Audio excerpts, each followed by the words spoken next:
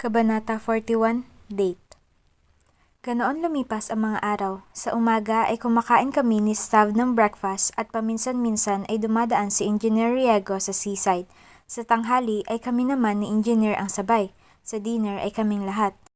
Pagka-uwi naman ay madalas may ginagawa ito sa drawing table at ako naman ay nananatili sa silid na nakalaan para sa akin. Heated arguments between Stav and Engineer Riego is a frequent thing. I'm starting to think that if they continue this, baka kalaunan ay magkakagulo silang dalawa. Mabuti na lang at medyo kalmado naman si Stav kumpara sa kanya. Tuwing gabi, nagmumukmuk ako sa kwarto na nilaan para sa akin. We don't have to eat dinner since kumakain na kami sa seaside bago umuwi kaya may oras ako para tuluyang magmukmuk sa loob. Naging abala rin si Engineer nang mukhang may pumalpak sa kasamahan sa isa pang proyektong kinabibilangan niya. I heard him talk to his phone inside his room once. Hindi nga ako pupunta riyan, Nel. Hindi ko agarang sinarado ang pintuan ng kwarto ko. I can't help but want to hear his phone calls. Just send me the designs, I'll check.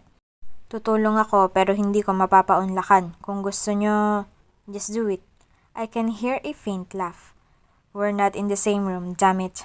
Just do what I'm telling you, huwag ka nang magtanong. Dahan-dahan kong sinarado ang pintuan. I need to sleep early tonight, lalo na't may usapan kami ni Gustav bukas ng umaga. Maaga kami nga alis para mag-road trip. Iyan ang napag-usapan namin. Pupunta raw kami ng Rojas at mamamasyal.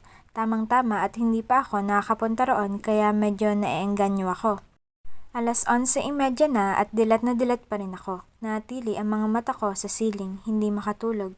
Damn it. Do I have to count some ships? Tumayo ako at huminga ng malalim. Kung magpapatuloy ito, ay hindi ako magiging handa pagdating ng 6:00. Ganoong oras pa naman ang pinag-usapan namin ni Gustav. Umalis ako ng kwarto para man lang madalaw ng antok kung sakaling maaninag ang ilaw sa labas ng 4 na sulok na ito. Pagkalabas ko ay dim na ang lights ng pasilyo. Sarado ang pintuan ng silid ni Engineer pero ang ilaw sa baba ng hagdanan ay maliwanag pa. It's either he leaves it like that or he's still downstairs. Either way, I'll be fine. Pababa ako sa puting hagdanan at natanong ko agad ang likod niya. Ang kanyang laptop ay madilim dahil sa isang software. Punong-puno iyon ng linya. Tumunog ang wooden stairs nang medyo padarag akong bumaba. Nilingon niya ako. He's topless, only wearing his jeans. Nagtaas ako ng kilay at dire-diretsong pumanhik sa kitchen. I'm not here to see you. I'm here for a glass of milk so I can sleep. Pagkarating ko ng kusina ay nagpakawala ako ng malalim na hininga at pinagbuksan ang ref. Noong isang araw ko pa nakitang medyo marami namang laman ito at natanaw ko rin ang fresh milk doon. Well, these are all his, but he's not greedy para pagkaitan ako ng kahit isang baso ng gatas. Hindi ka makatulog? Nakapamulsa siya at humilig sa hamba ng pintuan. Mabuti na lang at kahit nagulat ako, hindi ko naman natapon ng gatas. He's now wearing a shirt. Thank God.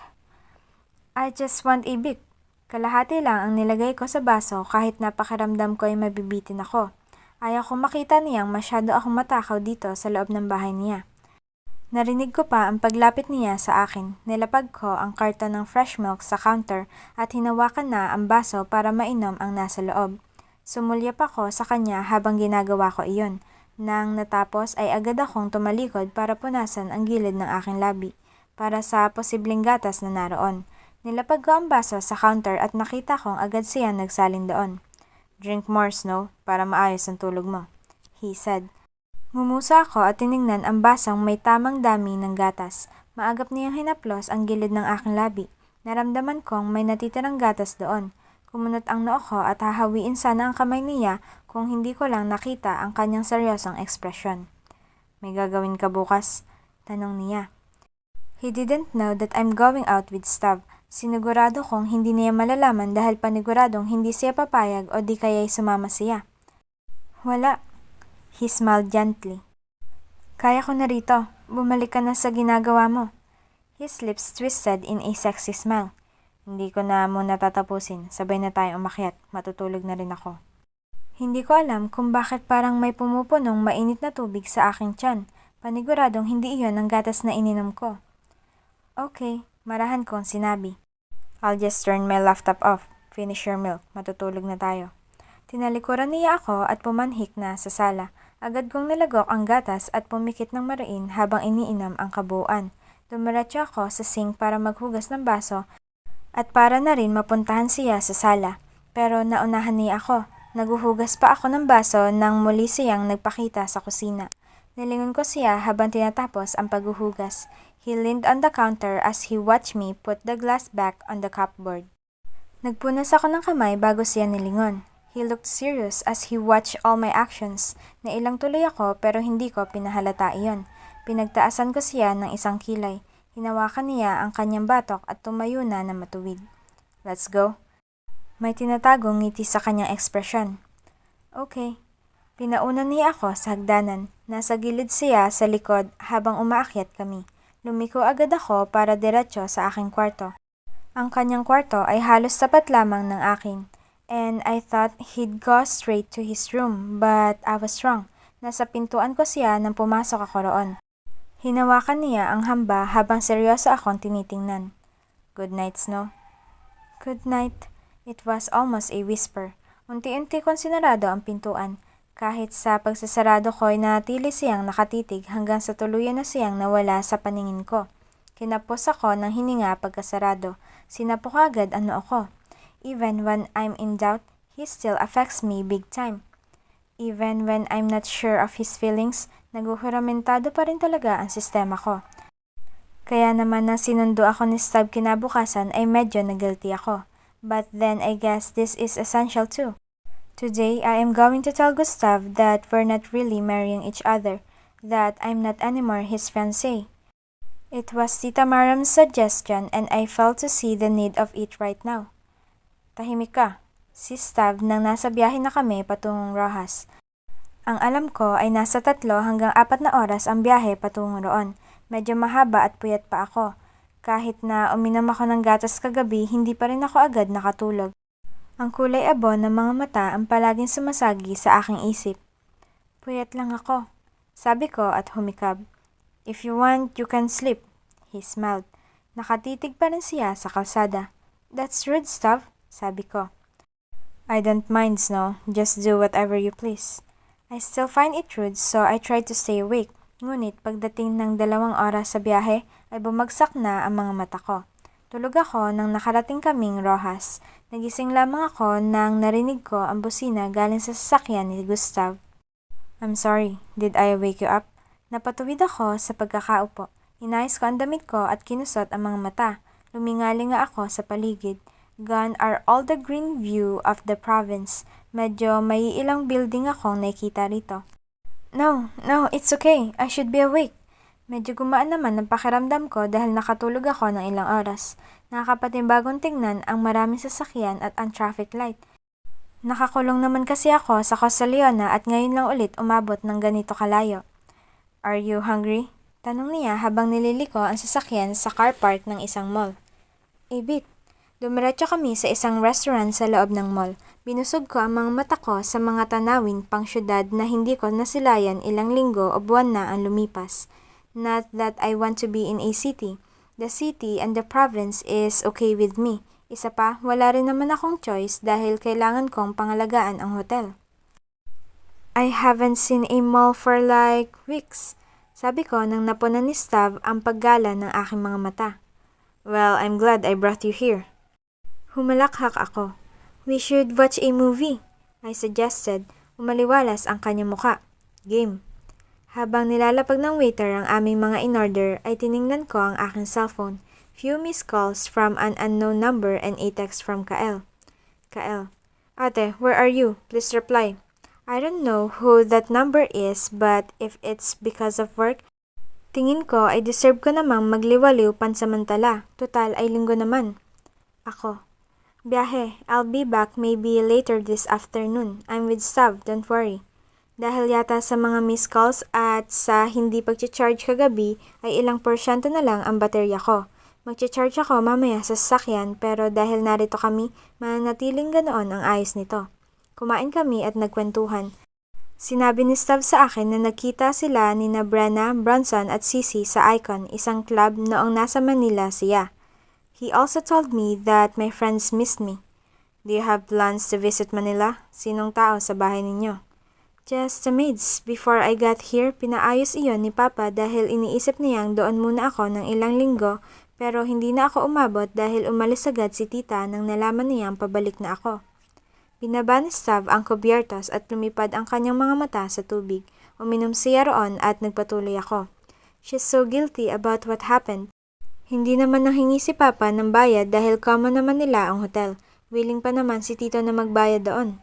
Your father is a man of honor. That's amazing. May kinalaman kaya talaga ang kanyang pamilya o siya? O may alam ba siya kahit paano? Why were the investigations like that then? Malaking halaga ang nawala. Your hotel should be down now. I bet Engineer Riego offered you a lower price? Yes, actually. Hindi ko madugtungan dahil nanatili akong nananantya sa kanya. I suppose it's 35 million less too? Mukhang hindi natablan ang hotel nyo sa nangyari It's not 35 million less but the amount helps. Besides, hindi naman iyon lang ang pinagkatiwalaan ni Papa. Nagpa-renovate kami noon dahil may sobrang pera.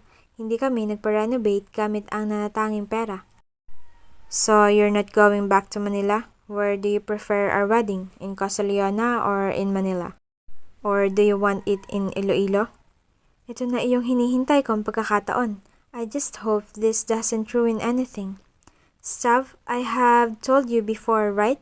I am not yet ready to marry anyone. We've been friends for a long time and you've been good to me. Gusto kita bilang tao pero ayaw ko magpadalos-dalos. But if we marry, we can help with the renovation. The more I don't want to marry, Stav. I don't want to marry someone just for that reason. Kung maghirap man ang hotel pagkatapos ng renovation, kami na ang gagawa ng paraan.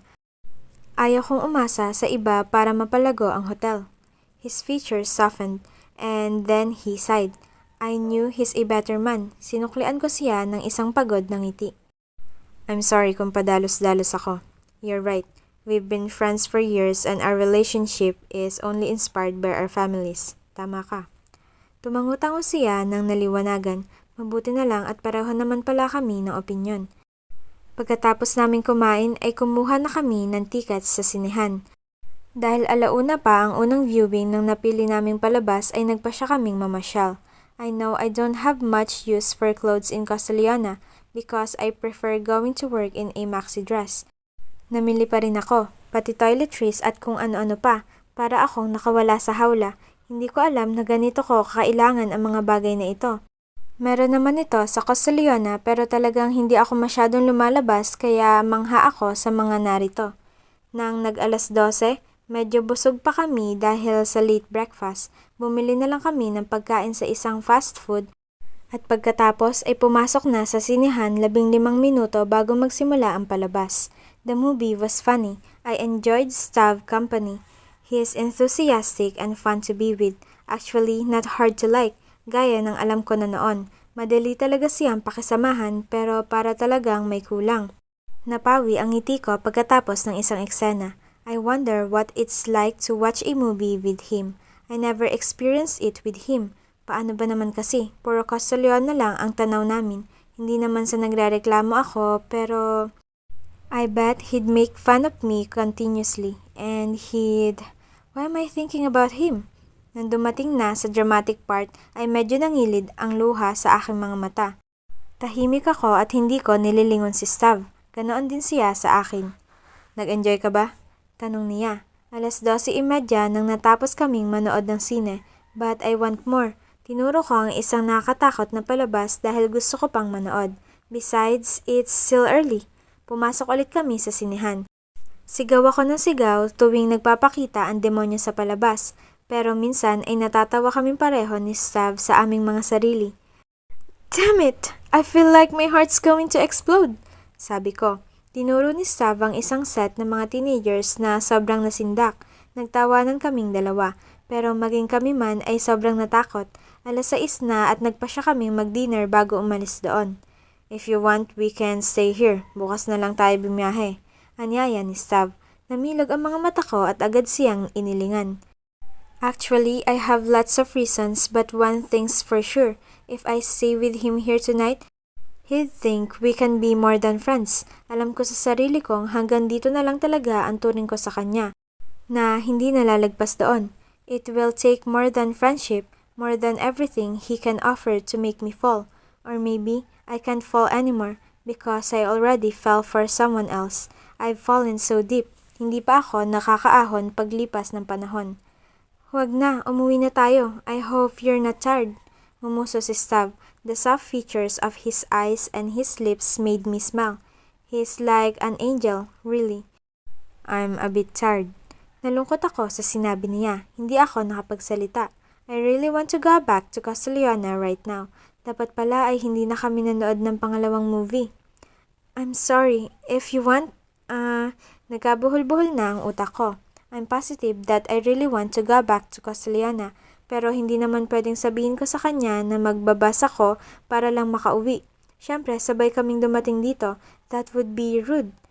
Magpamasahe na lang tayo para ma-relax ka bago bumiyahe. I have things to do tomorrow, first thing in the morning. I can't risk it. Tumango siya. Well, I can sure drive you back home if we do that. Napangiti ako sa sinabi niya. Nabuhayan ng loob. Pumunta kami sa pinakamalapit na spa. Sinamahan ko na rin siya roon. Hindi nga lang ako nagpamasahe. I chose the body scrub so I can also feel relaxed. Saktong 8:00 kami natapos. Ha! I feel energized, he said. Tumawa ako. That's great. Don't worry, na-relax din ako kaya hindi ako matutulog sa biyahe. Aasahan ko yan, Snow. Ang boring kapag tulog ka. Aniya. Sa biyahe ay pakanta-kanta kaming dalawa. Umulan pa ng malakas. Titigil sana kami but he insisted that he can do it. Kinabahan ako nang may nadaan ng aksidente pero nagpatuloy naman kami at medyo nag-slow down siya. Tumila ang ulan nang nasa Kalibo na kami. We stopped for a bit of coffee then agad tumulak muli pa Castellana. Nagkwento siya sa mga magagandang hotel na napuntahan niya. Sinabi niya na balang araw gusto niyang maging isang tanyag na hotelier. He wants to own a big chain of hotels in Asia na mahilera sa magagandang hotels. I understand. That's Papa's dream too. Halos hindi ko na malaya na nasa Castellana na kami. Saan kita ihahatid? Sa mansyon, sa hotel, o sa bahay ni Engineer Riago? He asked. Napalunok ako sa tanong na iyon. It's almost 1 in the morning. I am not sure if Engineer's house is still open. My phone is charged so I can call him when I get there. Kapag sa mansyon naman ay paniguradong may mga trabahador doon. My last choice will be the hotel. Sa bahay ni Engineer Riago. You think he's still awake? He's usually up till 1. Nagdidisenyo iyon, sabi ko. Niliko ni Stav ang sasakyan niya sa tapat ng gate ng mansyon. Sobrang liwanag noon galing sa labas. It's like all the in-ground lights are directed at his mansion.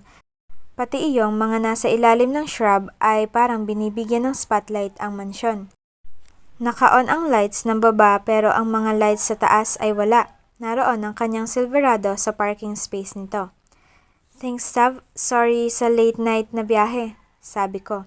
Binuksan ni Stav ang kanyang pintuan. Nagulat ako roon. Lumabas din ako. Umikot siya at pinagbuksan ako pero huli na ang lahat. Nauna na ako palabas. Nag-abala ka pa. Ngumiti ako at tumayo sa harap niya. He pushed the door open. Of course, you deserve that kind of treatment. Thanks for the date, Snow. I really appreciate it. Aniya. No problem. Agarang yumuko siya at siniil ng halik ang gilid ng aking labi. Hindi ko alam kung dapat ba akong magulat o masanay tuwing ginagawa niya iyon. Just like before, he can kiss me whenever he wants. He usually does that when I'm about to go or he's about to go. So I guess wala namang mali siya iyon. Humagikhik ako. Thanks for making me feel special. Mauna na ako. Sabi ko at bumaling na sa malamig na gate ng mansyon. You're welcome. Pagkapasok ko ay sinarado ko agad ang gate. Kinawayan ko si Stav. Kumaway siya pabalik at umikot patungong driver's seat. I waited till his car is out of sight before I walked to the mansion. 3 hakbang pa lang ay nakita ko na ang anino ni Engineer sa loob. Gumalaw ang puting kortina, nagpapahiwatig na nakita niya akong parating. Tumigil ako sa paglalakad at huminga na malalim. So, he's still awake. Nagpatuloy ako sa paglalakad. Napahikab ng palapit na sa pintuan.